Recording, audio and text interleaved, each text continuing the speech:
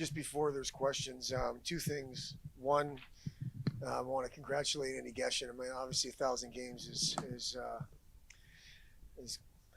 quite a career. I've been able to be part of some of those games, but really happy for him and his family.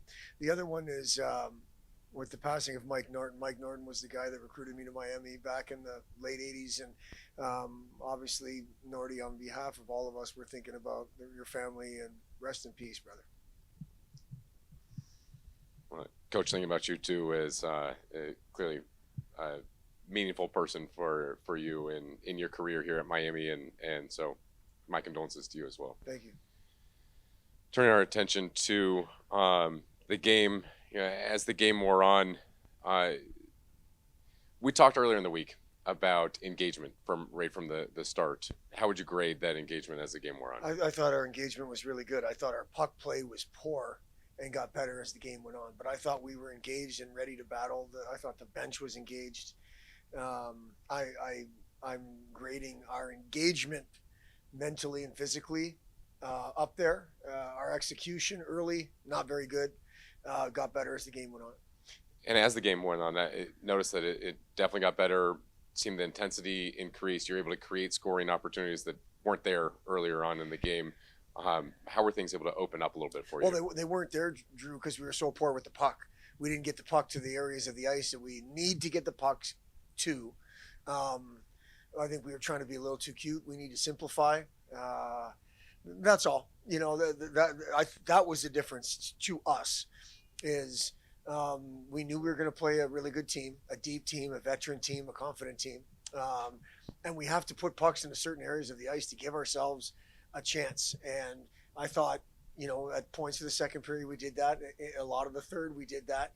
Unfortunately, we haven't earned the bounces, whether it be a bounce around our net or a bounce around our net. We haven't done enough good things over the course of time to earn those bounces. I mean, we could have gotten a bounce like they got to make it 3-1, and our bounces are ended up somewhere else. We had chances, and so those are things we're going to have to earn. They've earned it by playing properly and playing well, and I don't just mean tonight. I mean over the season.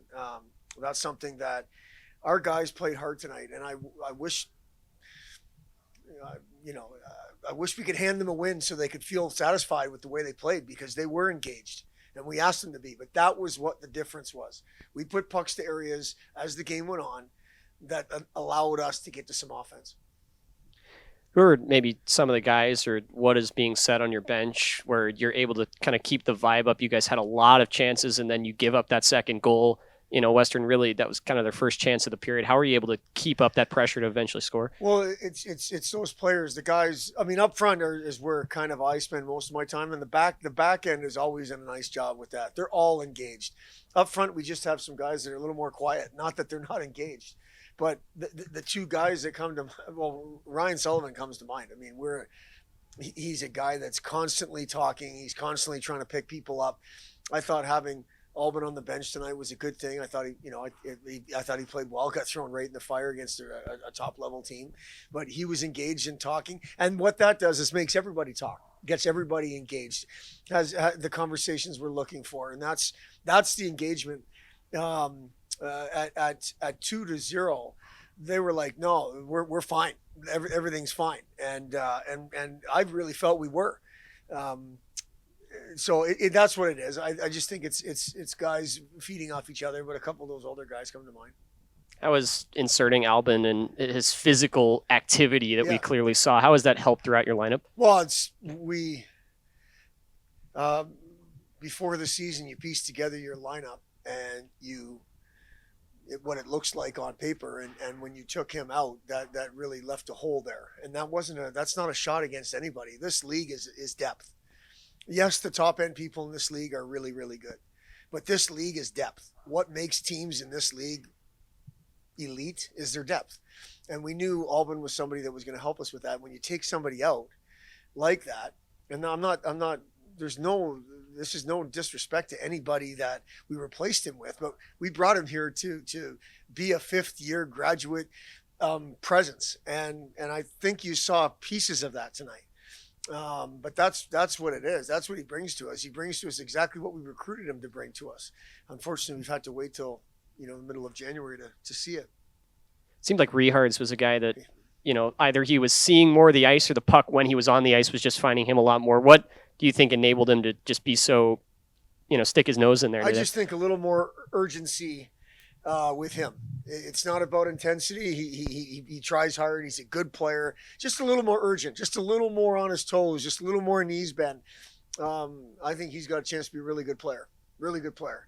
And I thought he played well tonight against, again, a top group. But he was, what we're asking him to be is just do it a little bit quicker. We knew it was going to be a big jump for him, but he's also played some really high level hockey over the course of his career. He played in the World Juniors, which is the top under 20-year-old kids in the world, and he was just fine. I think it's just getting used to college. He's a freshman, and there's times where he's shown that he's a freshman, and then there's times like tonight where he's shown. You get his attention, and all of a sudden, there's something pretty good there, and I thought that's what he was tonight. I thought he played well. Special teams frequently a recipe for success or not. For one team succeeding, Yeah. and so tonight, 5 opportunities for them, and one of the top power play units in the country. What do you have to do to limit that tomorrow? I thought we got a little loose with our sticks, Drew. Myself through the second period. I thought we cleaned it up in the third. That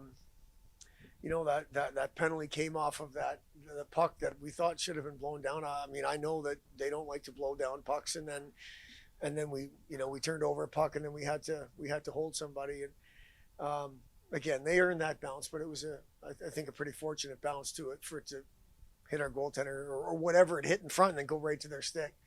But yeah, you lose the special teams battle more nights than not. You lose the game. So Dylan, we knew coming in Western Michigan, they are really good on both offense and defense. But was there anything that you didn't expect out of them tonight? No, honestly, I think we talked all week about what their game plan is most of the time and how they play in all 3 zones. I don't think they shocked us in any way with what they did tonight. Throughout the game, continued to battle. 4-1 makes it look worse than it was, but you got it 2-1, or able to battle back to make it 2-1. What were you able to do to find yourself down there with that opening? I just think when we got the puck, turned their D around, got it below the goal line, and went to work, which our forwards are great at doing. We were able to create chances off of it, and I got fortunate. I just kind of found my way back door, and bouncing puck found me. And I think if we just do that, we can have more success tomorrow night. As the game wore on, despite the fact they scored a couple there in the third, you seemed to have a lot more opportunities as that third period wore on. Was that a product of letting it all out there, or were you able to find something in their defense to allow that to happen? Well, I just think early on we were sloppy in the neutral zone as a whole group, and I think we talked about it during intermissions and stuff, just being cleaner with the puck, getting it into their zone, and then doing what we can do down there. So that was mainly our focus. I don't think it was anything they did. It was kind of we were hurting ourselves. Looking to tomorrow's game, what are you looking to improve on overall for tomorrow's game?